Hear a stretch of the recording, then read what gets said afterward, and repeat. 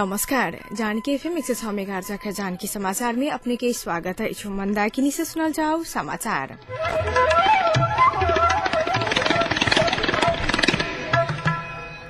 एक नुक मुख्य समाचार।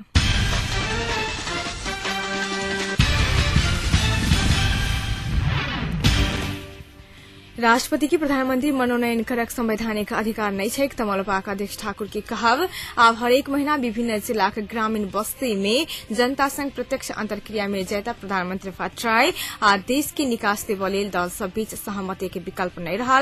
नेकपा एमाले नेता ओली की कहब।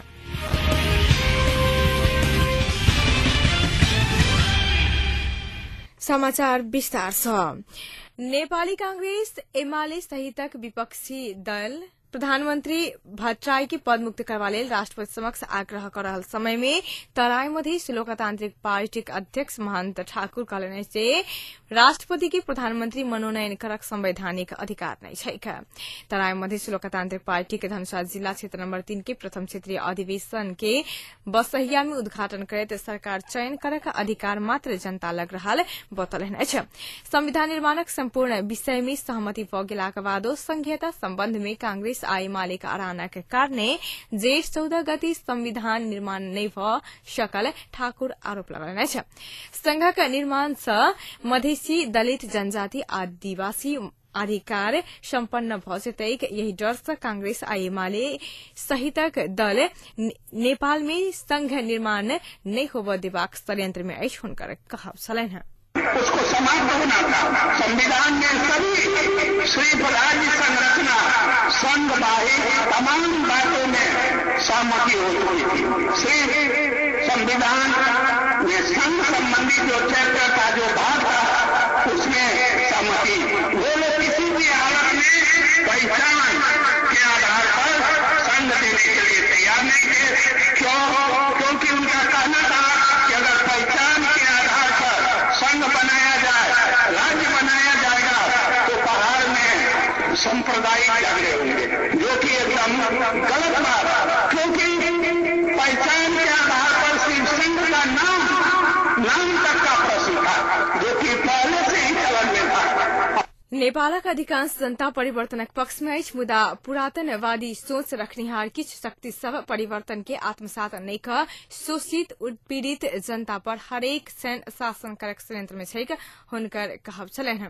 स्वायत्त मधेश प्रदेशक स्थापना नहीं होब धरि मधेसी जनता अधिकार संपन्न नहीं भ सकैत अछि। उल्लेख करैत अधिकारक यही लड़ाई में एकजुट भ क आगू बढ़बा लेल ओ आग्रह केलनि अछि। ज्यादा से ज्यादा लोग परिवर्तन के आकांक्षी परिवर्तन चाहते हैं, क्योंकि सबका विकास रुक गया, चाहे वो भाषा का हो, वो संस्कृति का हो, वो आर्थिक समृद्धि हो, सामाजिक जीवन में परिवर्तन हो, शिक्षा दीक्षा इत्यादि के साथ अब हरेक जीवन के हरेक क्षेत्र में परिवर्तन की आवश्यकता। हम उस परिवर्तन को स्वीकार नहीं करेंगे, आधुनिकीकरण को हम स्वीकार नहीं करेंगे, पुराने ही ढांचा में अगर हम रहेंगे तो हम आगे नहीं बढ़ सकते, हम पीछे रह जाएंगे। लेकिन उसी चीज को ढो रहे हैं। तो हमारा ये कहना है कि इस चीज को आप समझिए, यानी हम लोग को समझना पड़ेगा। हम लोगों पर विखंडन का आरोप लगाया जाता है। इसका कहना है कि अगर पहाड़ में संघ बनेगा तो जातीय झगड़ा होगा, सांप्रदायिक झगड़े होंगे। अगर मधेश को दिया जाए, मधेश राज्य बनेगा तो ये अलग हो जाएगा। हम लोग स्वयं का राज्य कहते हैं। हमारा कहना है कि मधेश में जब तक मधेशी लोगों का शासन नहीं होगा, जब तक यह का साधन स्रोत मधेशियों के हाथ में नहीं आएगा, तब तक जो है मधेश आगे नहीं बढ़ सकता। लेकिन वो कहते हैं कि मधेश तो अलग होना चाहता है, हमें बदनाम करते हैं दुनिया के लोगों के सामने कि ये लोग टूटना चाहते हैं, अलग होना चाहते हैं। जबकि हमारा तो इतिहास है, काठमांडू पर भी जो है मधेश का शासन था। मधेशक सवाल पर अदालत सेहो विभेदी मानसिकता प्रस्तुत कर रहल अछि। आरोप लगबैत मधेशक हितक सवाल पर एखन धरि सर्वोच्च अदालत मधेसी विरोधी फैसला करैत आयल ठाकुर टिप्पणी कयलनि अछि। जिस देश का सर्वोच्च सेनापति एक मधेसी है, राष्ट्रपति जो कि सर्वोच्च सेनापति होता है, उस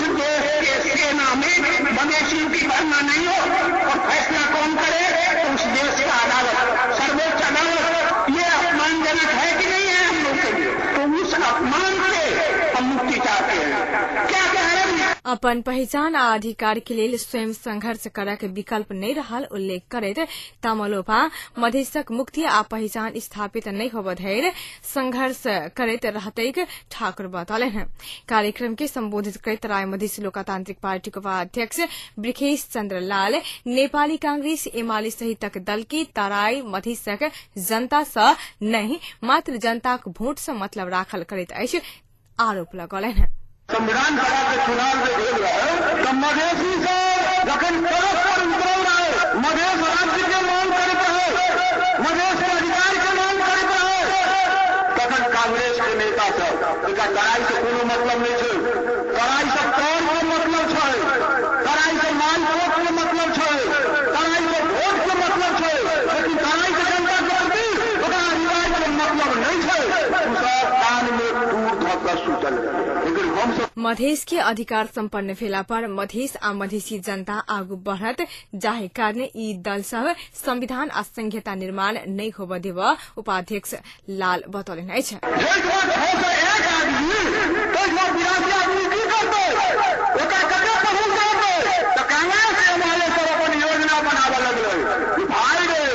अगर संविधान बनलै, अगर संहिता आलै मधेसिया के अधिकार भेट जेतौ तो हमरा सबके तो औखा देखा दे, हमरा सबके तो ओहिठाम से हटा दे।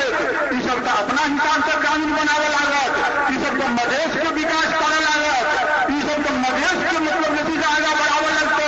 तब कांग्रेस एमाले के प्रयास करे लागल जे संविधान कहुना नहीं बने। तो संविधान बने के टाइम हो, जब मौका हो, कांग्रेस आ एमाले मधेश के अधिकार संपन्न नहीं देखा चाहि रहल अछि। उल्लेख करैत मधेसी जनता अपन अधिकारक बात उठा रहल समय में दुनू दल मधेश के झगड़ा लगेबाक षड्यंत्र में रहैत अछि लाल बतौलन। कांग्रेस एमाले पराजय के डर सँ चुनावक विरोध कर रहल अछि आरोप लगबैत विगत के चुनाव में जनता समक्ष विभिन्न प्रकारक वचन देने दुनू दल लग चुनावक सामना करक हिम्मत नहीं रहल लाल टिप्पणी कयलनि अछि। जेठ क्षेत्र नंबर 3 के अध्यक्ष भोगेन्द्र झा भोगी के अध्यक्षता में संपन्न कार्यक्रम में पूर्व सभासद कविन्द्र ठाकुर, केन्द्रीय सदस्य डॉ विजय कुमार सिंह, अनिता यादव, रीता झा सहितक पार्टी धनुषा जिला सह संयोजक परमेश्वर शाह सहितक व्यक्ति सब अपन अपन धारणा रखने छलखिन।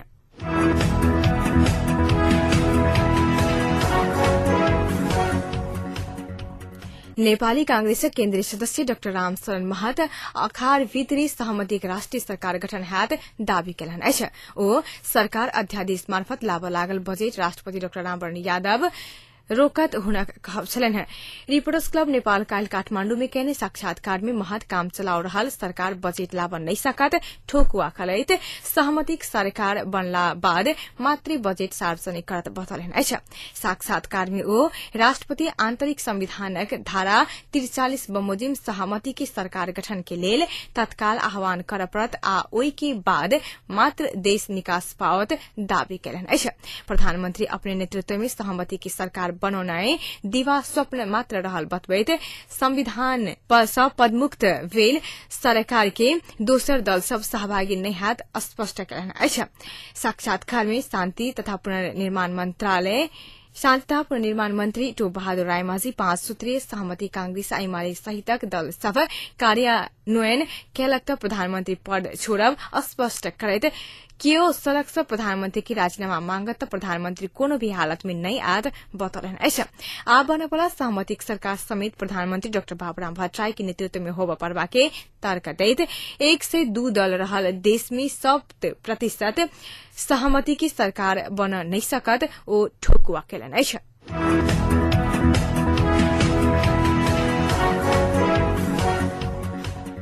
नेकपा एमाले नेता केपी शर्मा ओली देश के निकास देव दल सब बीच सहमति के विकल्प नहीं रहल बतौलनि अछि।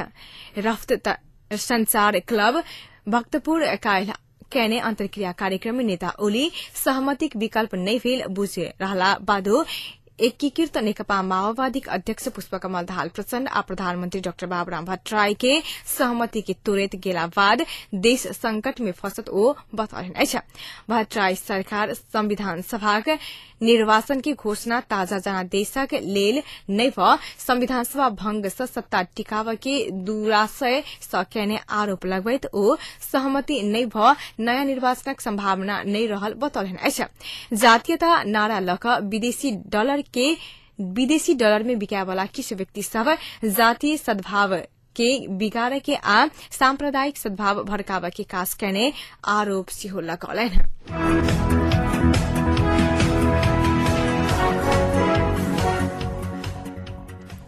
नेकपा एमालेका असंतुष्ट जनजाति नेता सब लिखित रूप से अपन धारणा पार्टी नेतृत्व समक्ष पेश केने अछि। आदिवासी जनजाति मुद्दा में पार्टीक धारणा संग आपत्ति जनबैत आयल नेता सब संग काल्हि नेतृत्व छलफल केने छल। दल छलफलक क्रम में ओ सब अपन धारणा लिखित रूप से प्रस्तुत करने पोलिट ब्यूरो सदस्य विजय सुब्बा जानकारी देलन अछि। जनजाति नेता सभक प्रस्ताव ऊपर पार्टी नेतृत्व पुनर्विचार करे के संकेत देने जनजाति नेता सब बताने अछि। जातीय मुद्दा में पार्टी में देखल गेल विवाद संदर्भ में बृहत रूप से परामर्श कर एमाले अखाड़ 4 आ 5 गते राष्ट्रीय सम्मेलन बजाउने छैक।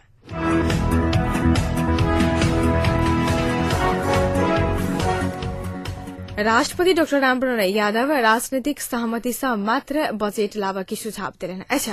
अर्थमंत्री वर्षमान पूर्ण आ अर्थ सचिव कृष्णहरि बास्कोटा की शीतल निवास बजाकर राष्ट्रपति डाक्टर यादव राजनीतिक सहमति में मात्र बजेट लाभ की सुझाव दिलन अछि। सरकार बाहर रहल समय राजनीतिक दल सब सरकार काम चलाव भेल अवस्था में बजेट लाभ के नहीं मिलत आ ओई के विरोध कर रहल समय राष्ट्रपति डाक्टर यादव सहमति में मात्र बजेट लाभ की सुझाव देने अर्थमंत्री पूर्ण जानकारी दिलन अछि। भेटक बाद अर्थमंत्री पूर्ण राजनीतिक संक्रमण काल में समेत अर्थतंत्र से असर पड़त कहे पर नै देव अपन सार्वजनिक प्रतिबद्धता रहल बतबैत राष्ट्रपति की समेत वह बारे जानकारी कराउने बताउने छलैथ।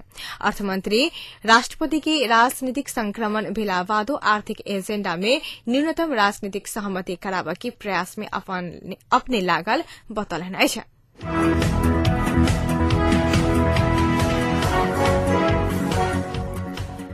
प्रधानमंत्री डाक्टर बाबुराम भट्टराई अब हरेक महीना विभिन्न जिलाक ग्रामीण बस्ती में पहुंचकर जनता संग प्रत्यक्ष अंतर्क्रिया में ज्याद संविधान सभा में निर्वाचित भेला बादो हरेक महीना में एक बेर गृह जिला जा रहल प्रधानमंत्री संविधान सभा भंग भेला बाद एहन कार्यक्रम निर्धारण केने छथि।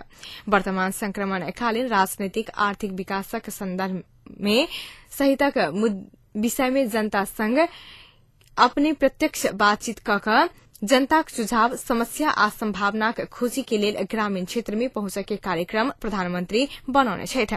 अब हरेक महीना के एक दिन प्रधानमंत्री देशक विभिन्न स्थान सब में सेहो पहुंचकर जनता संग प्रत्यक्ष संवाद करता है। ओ ओही क्षेत्रक विभिन्न राजनीतिक दलक प्रतिनिधि सब संग नागरिक समाज सेवी स्थानीय संघ संस्था सब संग सेहो अंतर्क्रिया करथिन।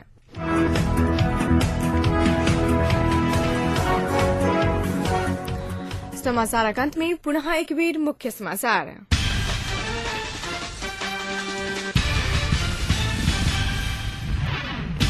राष्ट्रपति की प्रधानमंत्री मनोनयन करक संवैधानिक अधिकार नहीं छै के तमलपाक अध्यक्ष ठाकुर की कहाव। अब हरेक महीना विभिन्न जिलाक ग्रामीण बस्ती में जनता संग प्रत्यक्ष अंतर्क्रिया में जिता प्रधानमंत्री भट्टराई देश के निकास देव लेल दल सब बीच सहमति के विकल्प नहीं रहल नेकपा एमाले नेता ओली के कहब। एक नुक जान की समाचार तही समाप्त होता है।